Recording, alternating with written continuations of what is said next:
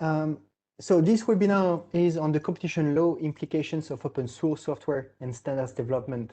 My name is Axel Ferrazzini. I am the Managing Director for IP Council. I will be your host today. As you may know, 4IP Council is a not-for-profit organization. And as a research council, we develop high-quality academic research and insight on topics related to intellectual property and innovation. You have a few examples of papers on your slide. And everything is freely accessible on the 4IP Council website. We also conduct education activities, including the creation of resources to encourage innovative SMEs and startups to grow their businesses using intellectual property. Please visit our website for a range of free materials. The slides and the recording for this webinar will be made available on our website tomorrow. All the recordings are freely accessible, so do not hesitate to have a look at all the past webinars as well. If you have any questions, please use the Q&A tool that you can see on your screen. Ask your question along the presentation, and in exactly 30 minutes, we should be able to start taking the questions. The Q&A session should last around 25-30 minutes. Without further delay, I would like to introduce our great speaker of today. Our speakers start with Richard Taffet, who is a partner at Morgan Lewis. He serves as lead counsel in a wide range of antitrust, IP, and other domestic and international litigation and counseling matters. He represents clients in technology, financial, industrial products, and consumer goods industries. Richard is recognized as a leading counsel and thought leader in connection with matters involving technology standards development. Needless to say, Richard has a very, very strong expertise in standards development organizations, IPR, policies, and antitrust. And we have Michael Zymler, who is an associate at Morgan Lewis. He focuses his practice on EU and UK competition law and antitrust. Michael represents clients on abuse of dominance and cartel investigations before the Competition and Markets Authority, the Competition Appeal Tribunal, the European Commission, the High Court, and the Court of Appeal.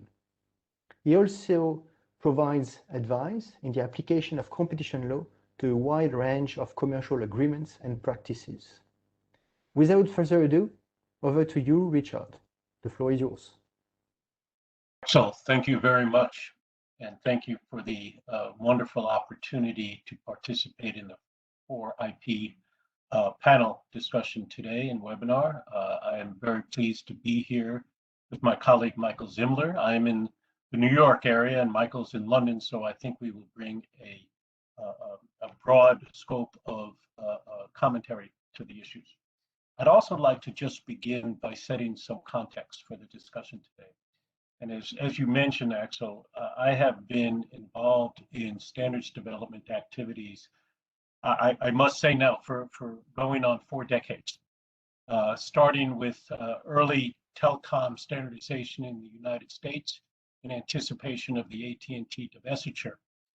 And what I am very pleased to be able to comment on today is what I think is a tremendously significant development in the further evolution of standardization, and that is how open source software, sorry about that, contributes now to the bigger issue of innovation, development, and competitiveness.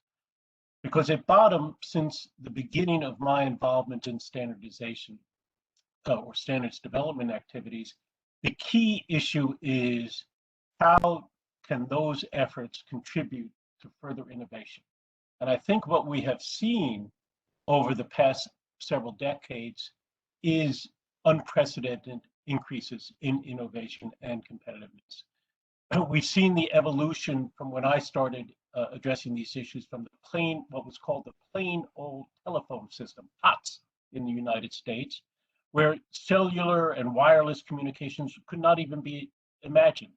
And we now are just replete, not only 5G, but maybe 5G and beyond. We are into the IoT situation for standards development. And there are projects going on, as many on this webinar know, that have not yet even been defined with respect to the scope and possibilities that they might be able to achieve. There are three things that I would like to just note, however, that have been consistent with the evolution of standards development and technology growth and innovation. The first is, as I've observed, an absolute inability of industry, government, or participants in standards development to predict with absolute certainty what is the next innovative step. Those steps have resulted from the great contributions that have been broadly made by many, many involved. A second observation that I would make is that there remains a continuing debate, which is a healthy debate and a form of competition in some respects, of what is the best approach for optimizing innovation and competitiveness. And third, and relatedly, from the very early days, and I say this from the time that the AT&T divestiture was required in 1984, there is this discussion of who should own the rights, if anybody, to the underlying technology in patents, and patents have long been the subject of that. And now we have this new development, which is evolving very rapidly, I might note, with respect to how should OSS, open source software, be included in standards development? Should it be included in standards development? Is it complementary? And I think that has been an issue of growing discussion. I don't want to call it debate, but it's a debate as well. And it's also caught the at least attention, specifically in Europe, which my colleague Michael will address directly, that there is the possibility for a win-win situation. The European Commission has noted that. And let me also note that, at least in my observations, another consistency throughout the evolution, as I've seen it, of standards development, and that has been the unprecedented growth that we have seen, and I think that can be empirically established, is that without doubt, there's always hiccups, but the approaches adopted by SDOs, some of the most significant SDOs, whether we want to call it 3GPP and its operating partners, has been an effort to balance the interests of all stakeholders. So there has been an approach taken that the participants can define how best to address new technologies, how best to address the growth of innovation, as opposed to imposing rules which may create unintended consequences.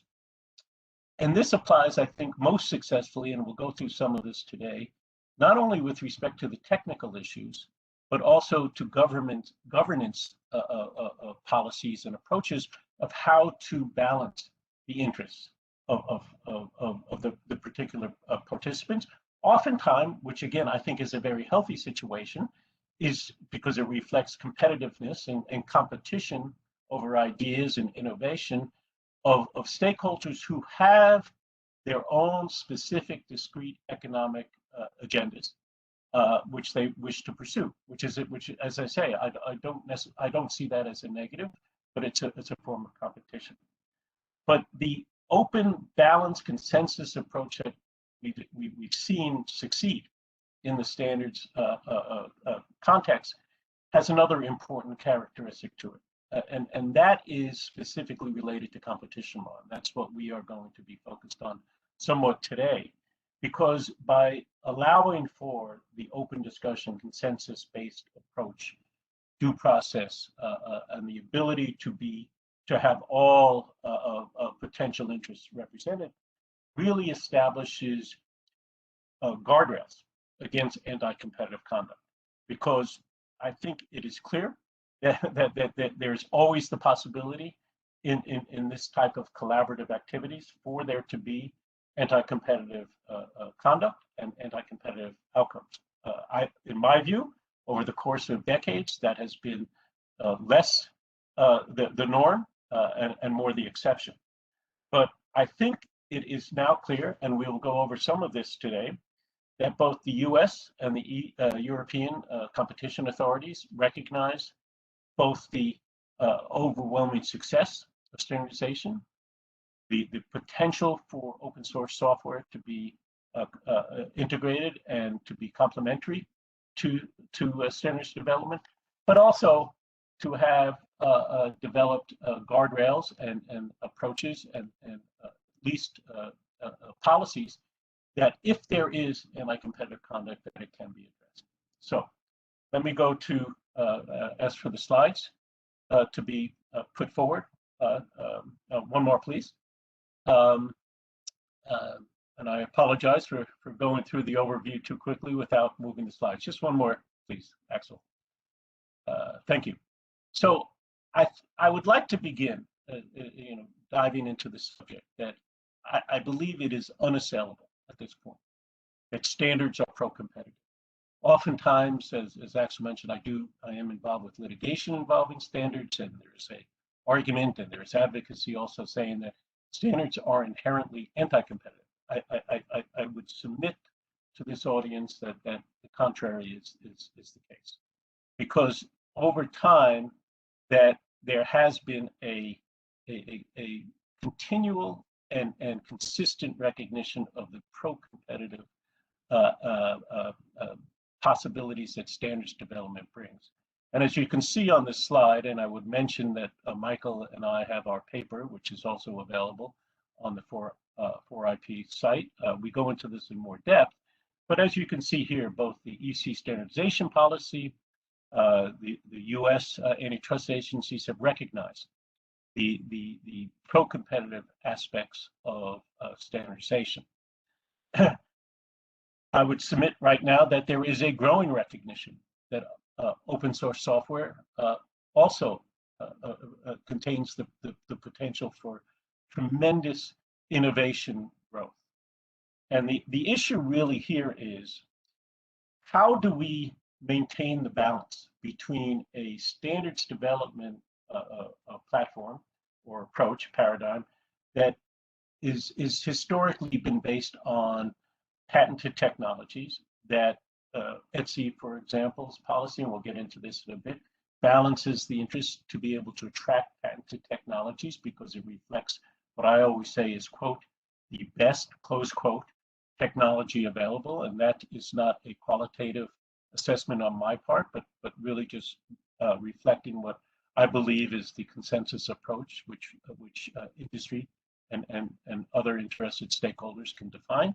But how do you balance that with an approach that perhaps is a little bit different, and integrate that and balance that?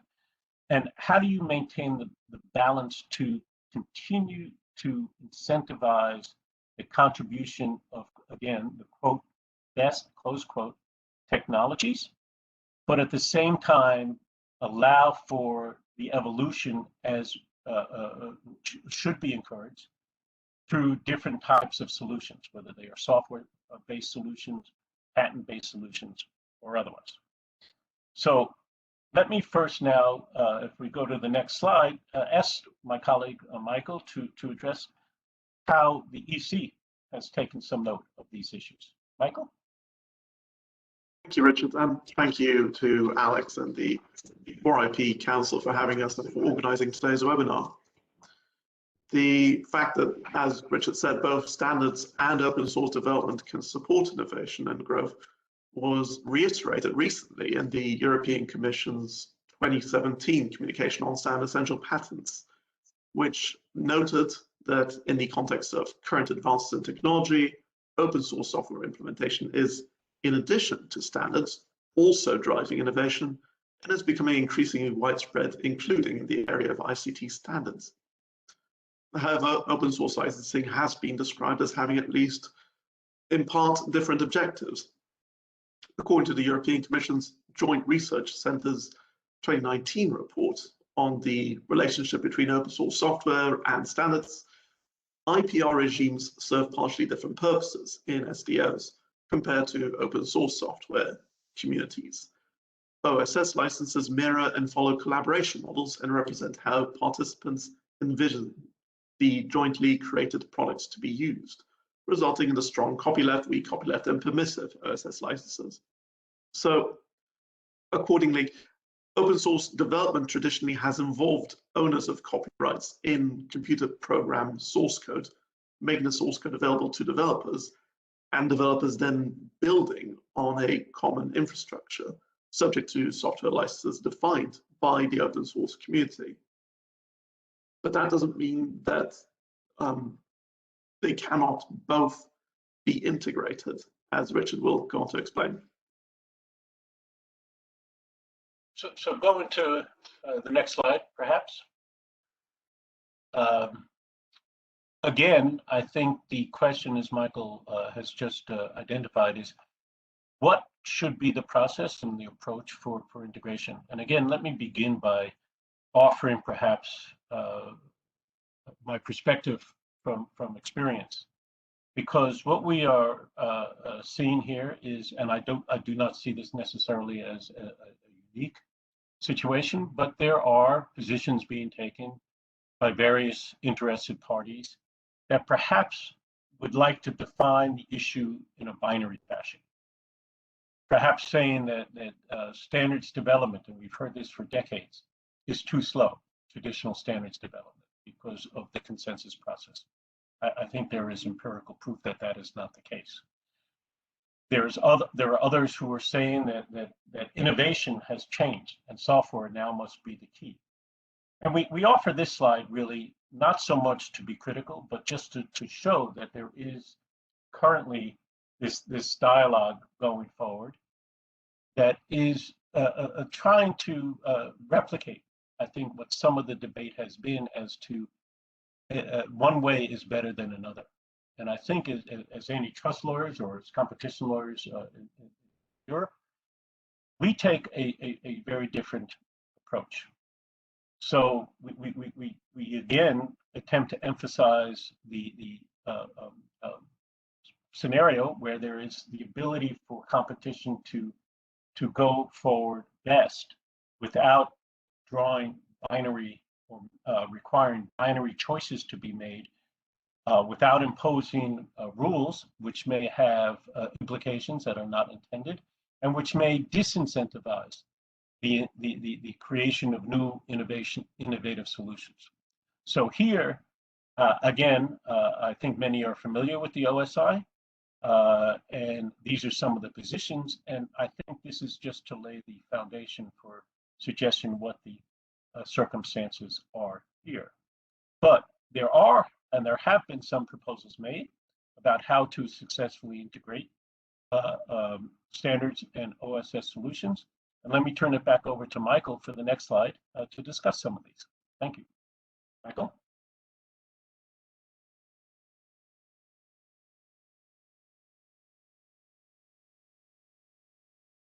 Sorry, I was on mute.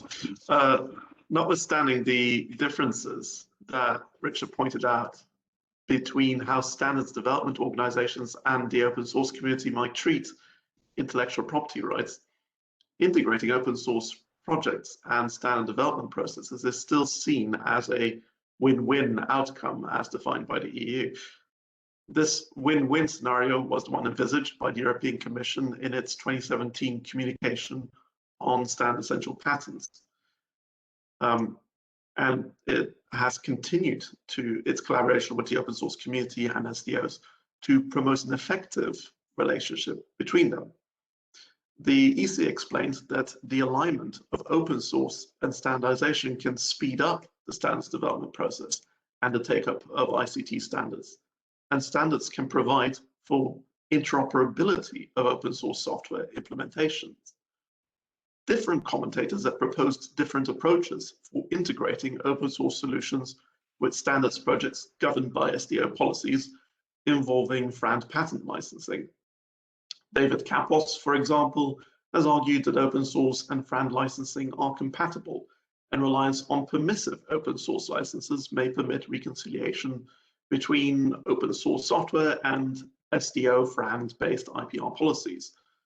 Professor Vivant has suggested that open source and FRAND licensing are complementary if development and implementation of a standard are autonomous, with FRAND licensing applying to the development phase and OSS principles to the implementation phase.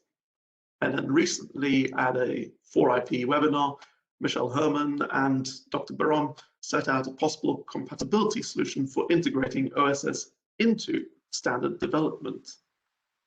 We'll go on to explain a further consensus-based approach that might reconcile these different views. Next slide, please. So let me jump in here also and point out that the activities that are going on in the standards development organizations themselves, which I think is a true sign of the efforts that are underway within industry to recognize that open source software is an important consideration for innovation. It is an important consideration to moving forward on the critical standards that are being developed, as I mentioned earlier, in the cellular space, in the wireless space, and also, for the development of the Internet of Things, which has tremendous implications. And we just give the example here of Etsy. Many of you, I am sure, are quite familiar with Etsy. But we think it is important to point out the policy statement that the Etsy has put forward, and we quoted here on our screen, to emphasize the complementary integration of standards and open source solutions. I'm not going to read this statement here, but it reflects this interest and industry's interest to pursue all avenues for innovation. And I think what's equally interesting here, and again, we're not in a position now to make qualitative determinations of what is the precise right approach.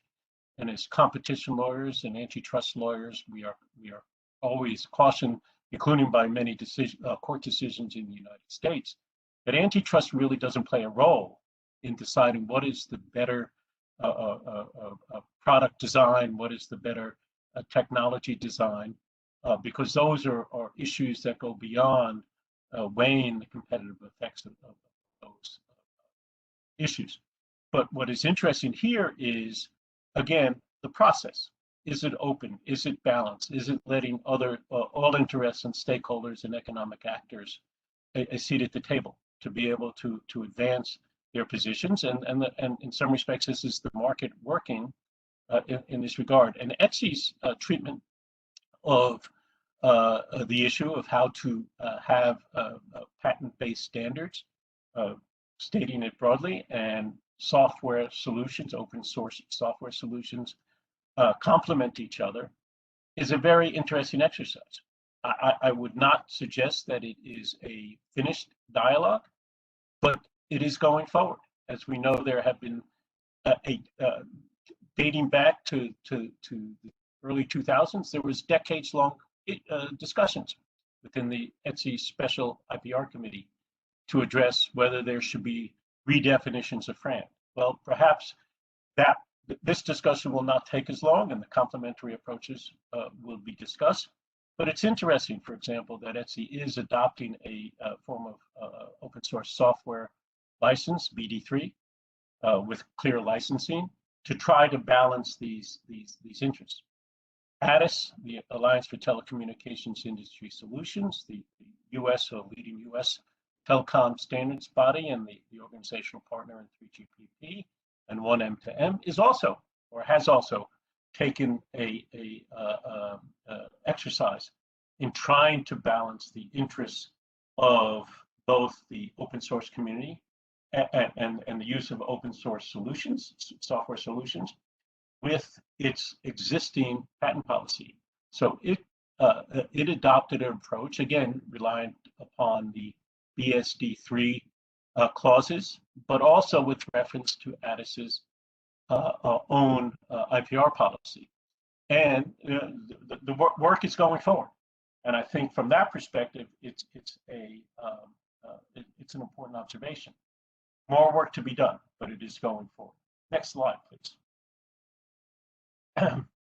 So I want to come back now and really just for no other reason but to really emphasize that the significance of the process points and policy points that we are pressing here is not just to develop the quote best close quote solution, but it is also for substantive competition and antitrust law purposes.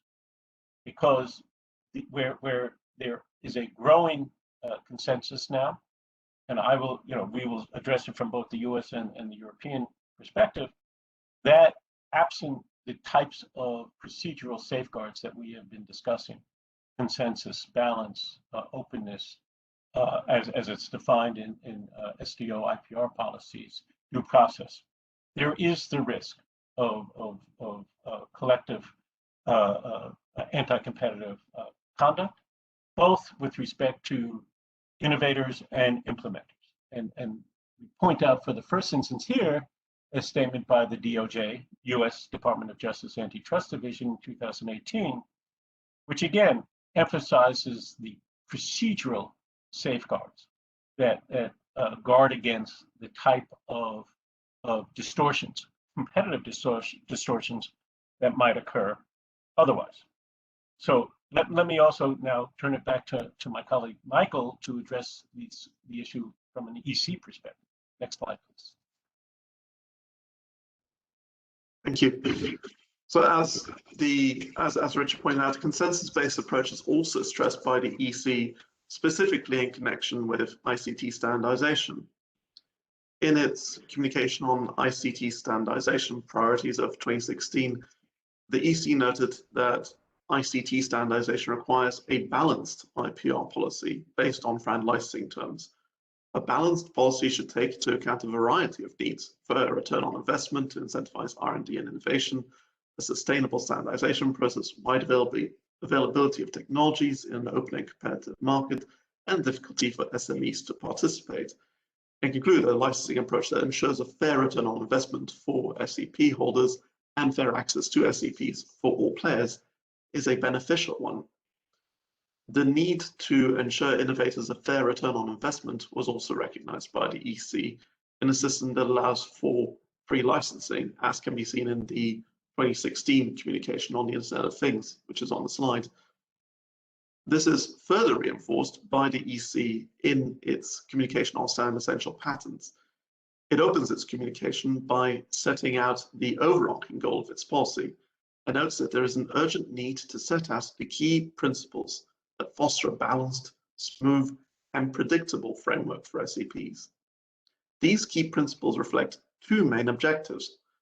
Firstly, incentivizing the development and inclusion of top technologies and standards by preserving fair and adequate return for these contributions.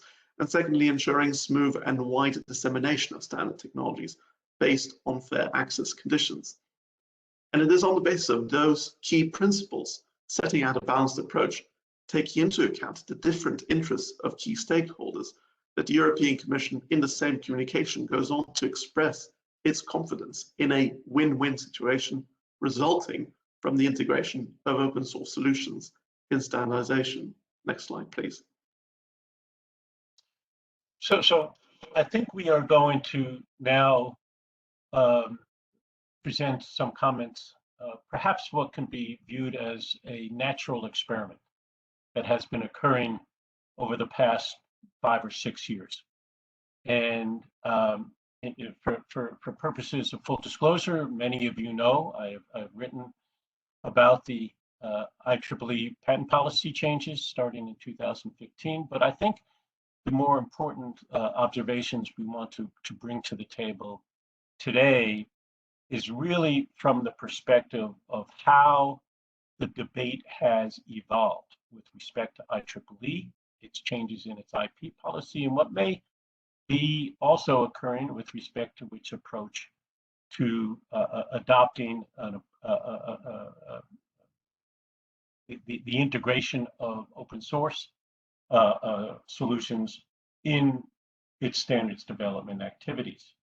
And I think we will not go into the blow-by-blow description of all that has happened in the last 5 or 6 years in IEEE, but one thing that I think is important to identify is that even from the outset, The process that IEEE used to revise its patent policy in 2015 came under significant criticism by segments of the industry.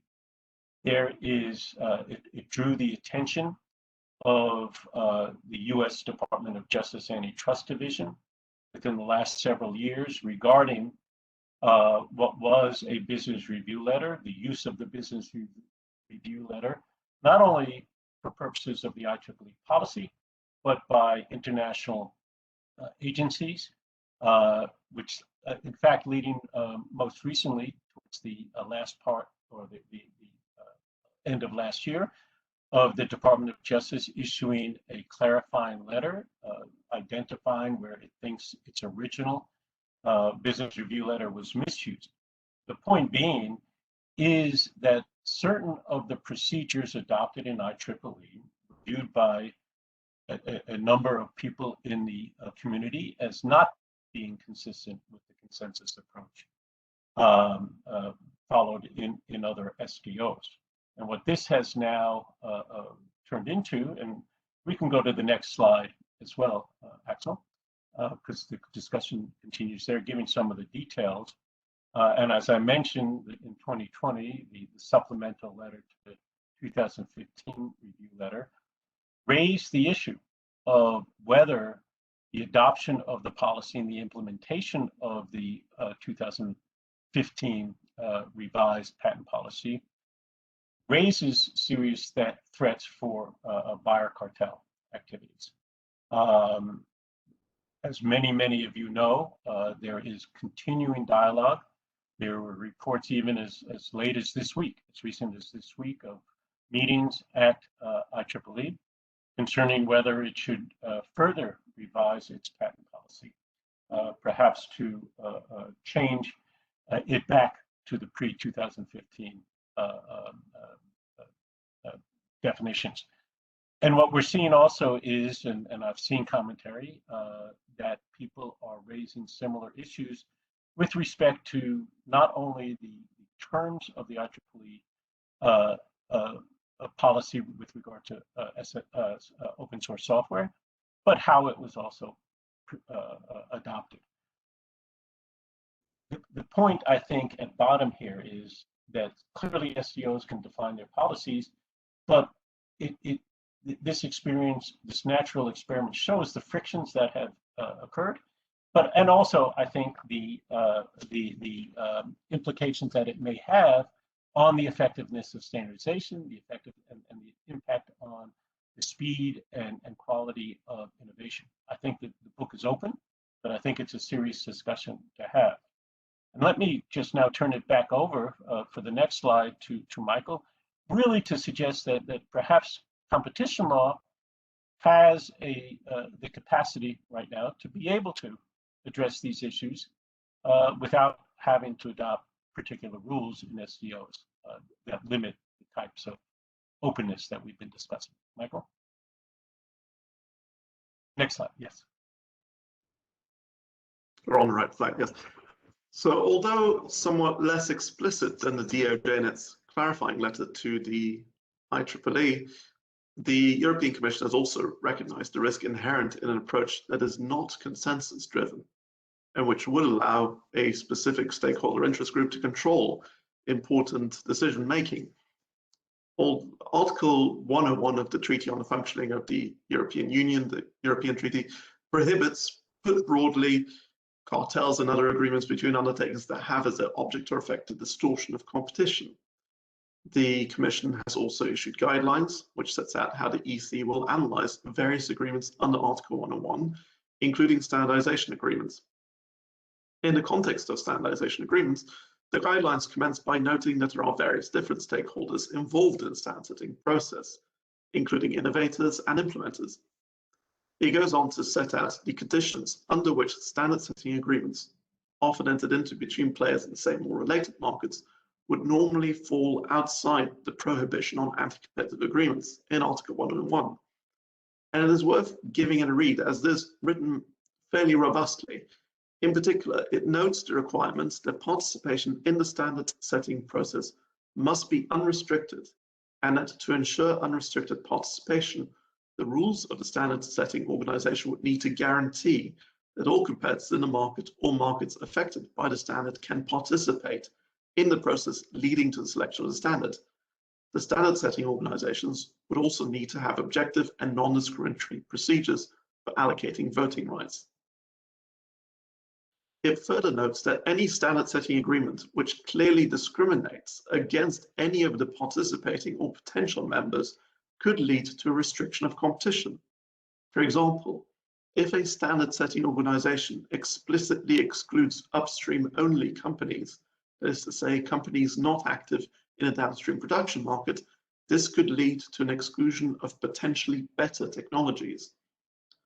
While the guidelines do not specifically mention IPR policies, the guidelines' forceful warning against discrimination in the standard setting process must apply because of the competitive harm that restrictive policies may cause to lessen incentives to invest in and contribute innovative technologies to the standard development process, and thereby in turn reduce competition.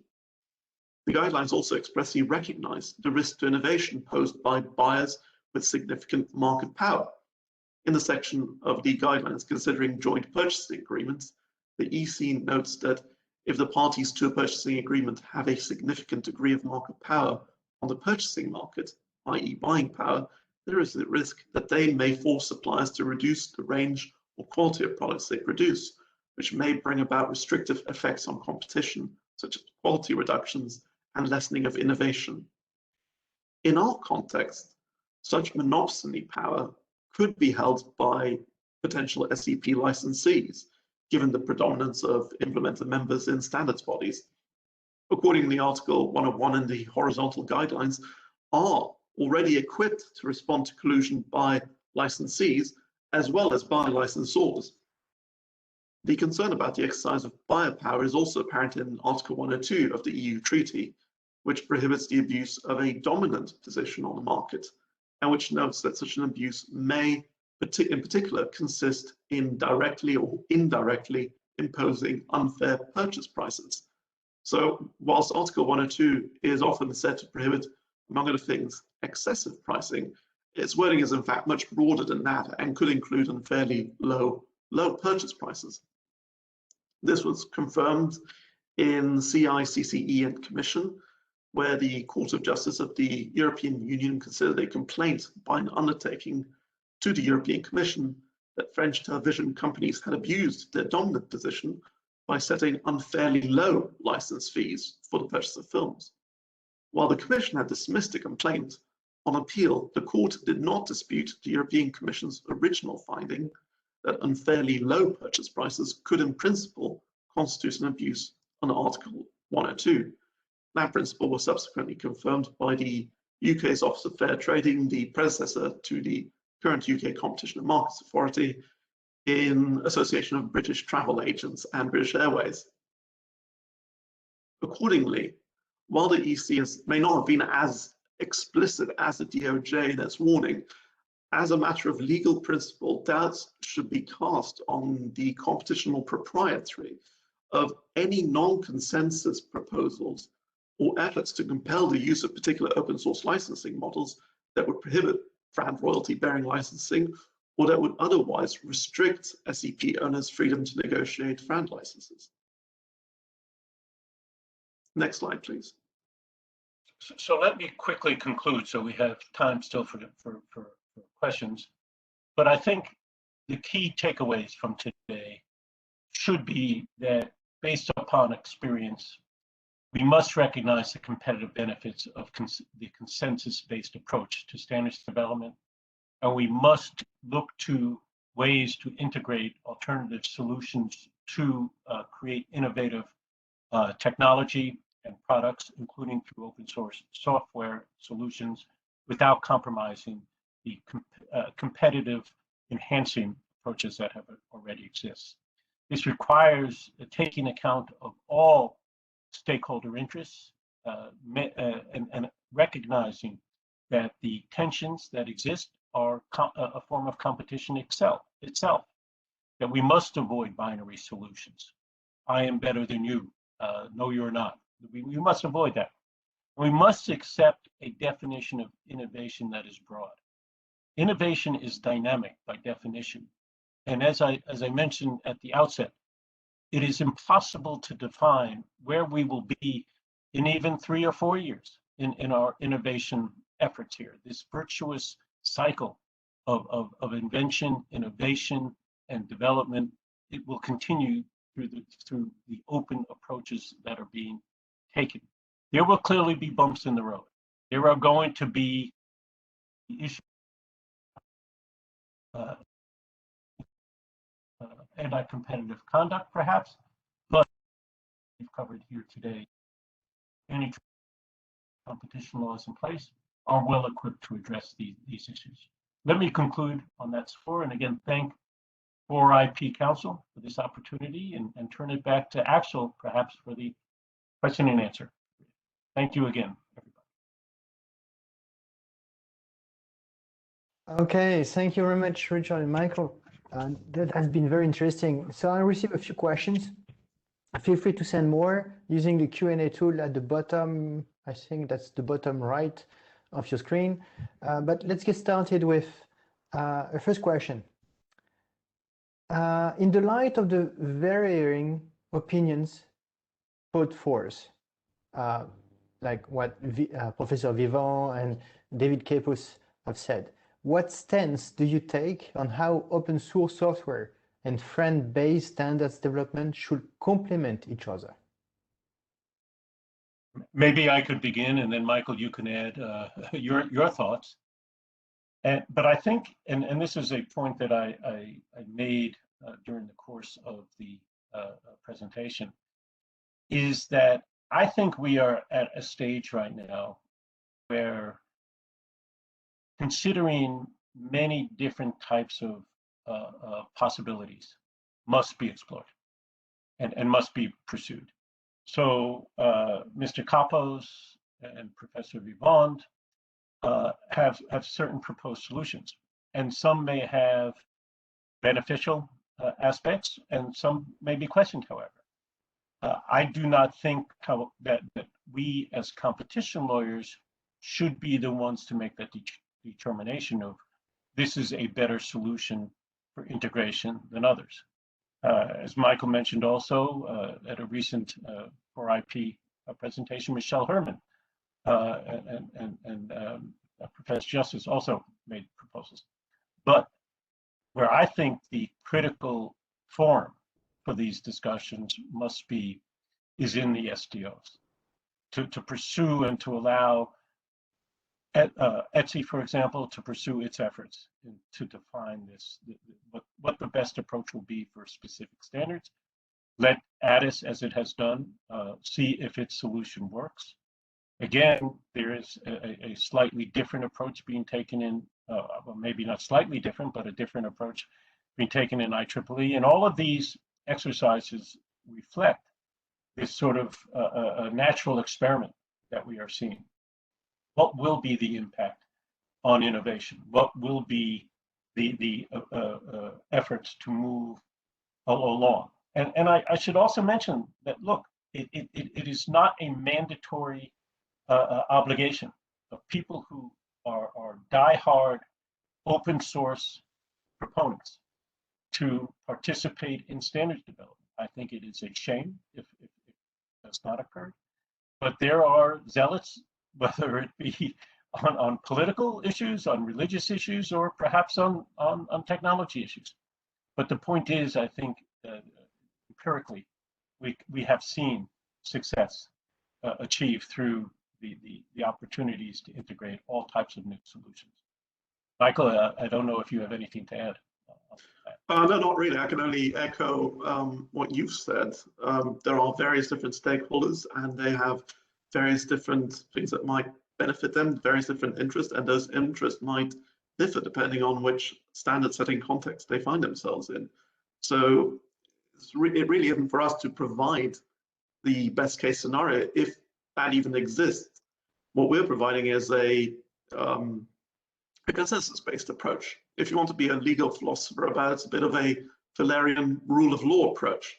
if those crucial due process elements are respected, the outcome should be one which is the best for the stakeholder, for the project involved, and ultimately for innovation and the consumer. If, on the other hand, those elements are not respected, then that may trigger antitrust concerns. Maybe, Axel, before we get to the next question, if I may just add one other observation, perhaps from a broader perspective, which is, it's very interesting in the US, at least now, because we are seeing a growing dialogue going forth with the new administration, and a discussion of what role does antitrust or competition law play. And I think although the discussion in the US now is not specifically directed toward standards development, although there is much dialogue in that space also, with a number of recent commentaries by the FTC officials and with respect to the DOJ's positions. But there is this concept of presumptions that is being floated right now, that it is necessary to presume a bad consequence from conduct rather than an empirical approach and a weighing of competitive effects. And I think that does have application in what we are discussing right now, of how to weigh what is the best solution for integrating open source solutions with the more experienced SDO approach based on licensing of patented technologies.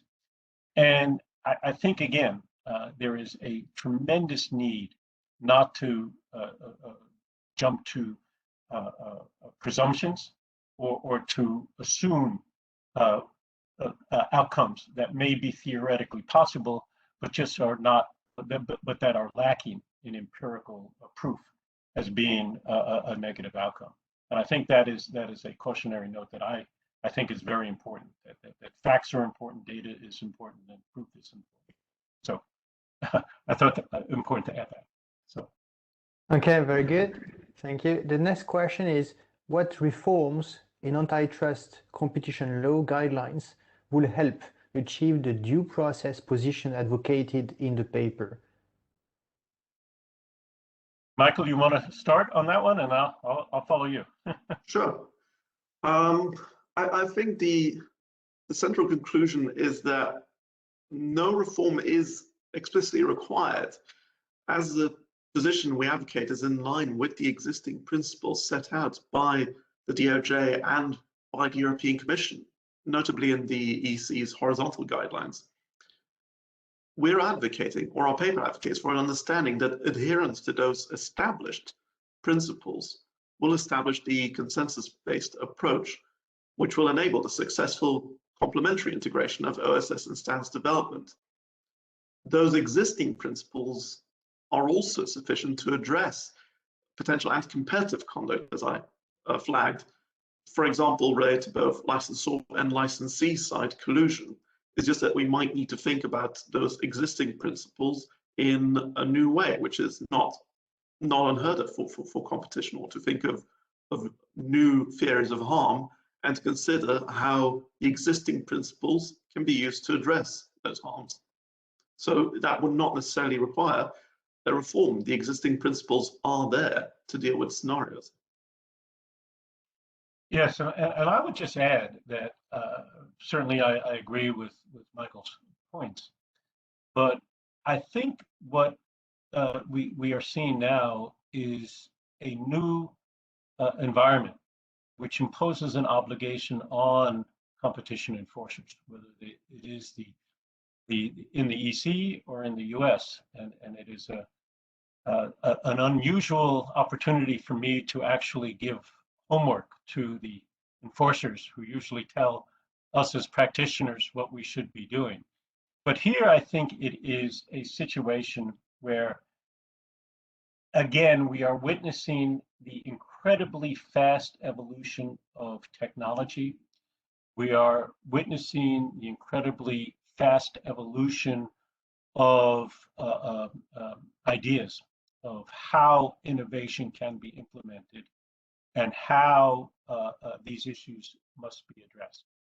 So if we look as just a reference to back almost 20 years, And the FTC, as many of you may recall, the US FTC, Federal Trade Commission, conducted, starting in 2002, a series of discussions regarding the interface of antitrust and IP. The FTC came out with their 2007 report, IP report, and recognized the commentary and recognized the potentially pro-competitive outcomes for standards. And also recognizes the potential for anti-competitive outcomes and the role of antitrust law in that context. We've seen this evolution continue, but what is critical, I think, from an enforcer standpoint, is to not rely upon economic or other advocacy, which again is not evidence-based, which is not empirically based, because theories are easy to define. And it's interesting, even in the US, that we have seen a number of very high exposure cases, not in the standards or open source context, but in the antitrust context, where the economic theories being presented have simply been rejected, and by very esteemed economists, because they lack the empirical basis for going forward. And this, again, I think is an issue, perhaps cautionary, for our enforcer colleagues to really look carefully on what will be the possibility for false negatives and for false positives by adopting rules versus taking an evidence-based, effects-based approach.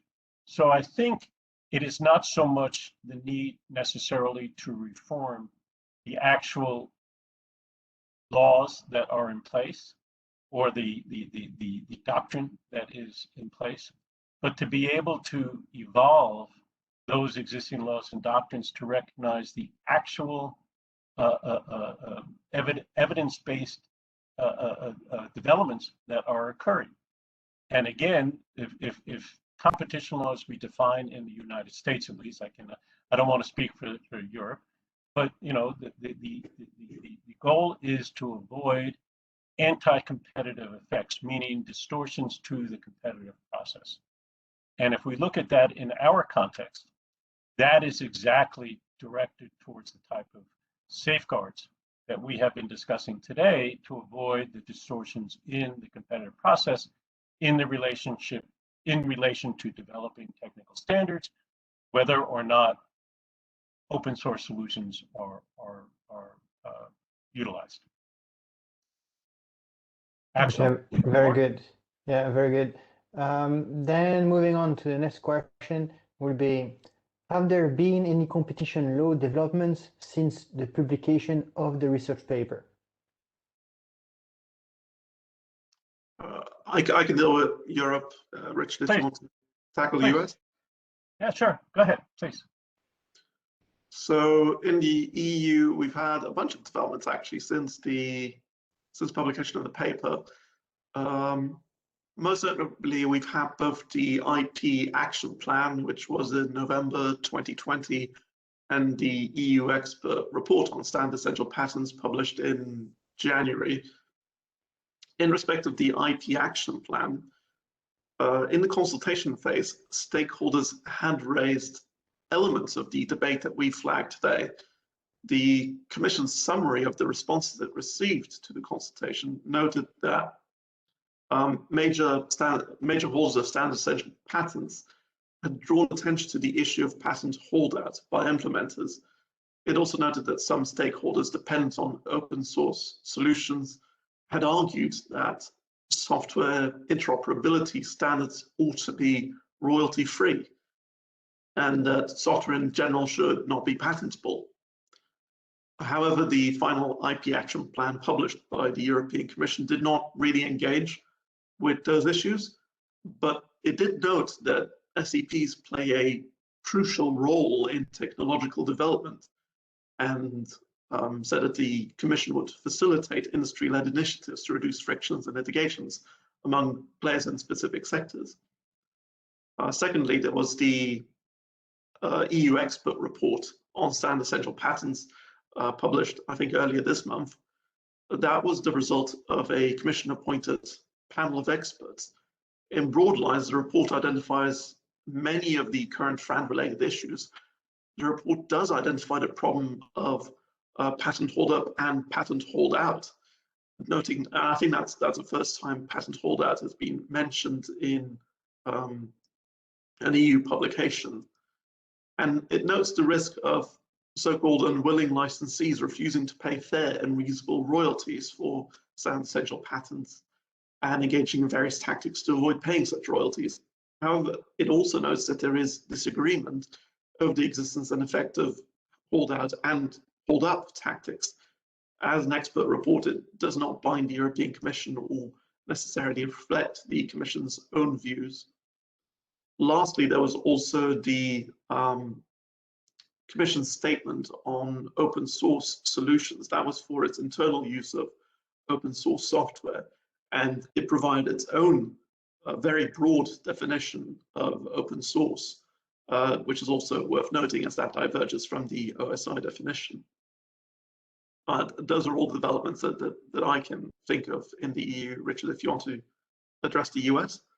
Well, I can say that my comments are certainly less concrete than Michael's observations, and perhaps it is because it's premature. As some may have noticed, we have a new administration in the US, and we still, for example, have not, we do not have in place yet the full complement of enforcers. There has not been anyone even appointed to head the Antitrust Division in DOJ. But I think what we have seen from simply a commentary standpoint is, for example, the acting chair of US FTC has commented on issues relating to SEPs, but really has not announced a definitive change of positions. But it's clearly going to be an issue that remains on the agenda for the FTC, I think, the US FTC. The Department of Justice Antitrust Division, it's a little bit harder to define what is its tact will be, but we do know that there have been some appointments by the administration that take a certain view of technology issues that perhaps would support a more aggressive approach. And again, I will reiterate, I hope that a more aggressive approach is not necessarily a negative from an enforcement standpoint, but that it must be balanced, that we should not just simply assign roles and blame, which we don't know yet what the outcomes will be. So I think we have to stay tuned in the US a little bit, see how things shake out. Let me pause there and turn it back to you, Axel, because I see we are essentially out of time. Exactly. So thank you very much. I think that we still have a few more questions, but unfortunately we won't be able to answer them all today. That's time to close. And as I explained before, this presentation will be made available. A recording will be made available tomorrow. The slides should be made available maybe later today or for sure tomorrow.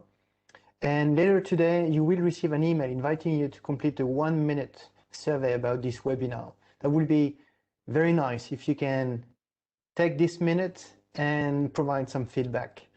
Please visit our website to register for our forthcoming webinars. And last, I would like to thank again Michael and Richard for your precious time, for the presentation and the very insightful information you have provided.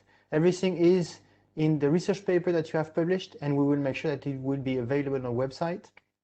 So thank you again, and I wish you a good end of the day. Thank you. Thanks for having us. Thank you.